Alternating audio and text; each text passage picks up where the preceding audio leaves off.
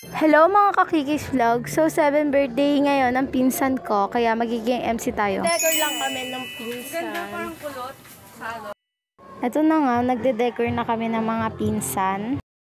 Alam mo talaga nagtutulong siya, pero nanggugulo lang talaga yun siya. Guys, papakita ko sa inyo yung may birthday. Wala pa kaming ayos kasi kakagising lang namin, tapos nag-decor na kami agad. Ilan taon na ikaw? 7.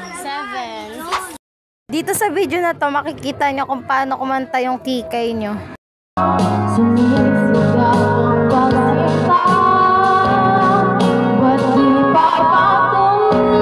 This is the final decoration of 7th birthday. And ito naman ang 7 roses. Ito naman ang susuotin ng aking pinsan. Ayan na be, yung suot ko be, di ba ang ganda? Kasama ko pala ang aking pinsan yan. Isa kapag bihis na ako. Ito yung handa. So guys, abangan nyo na lang yung video ko. Hante natin si Tita Dada upang manguna sa panalangin.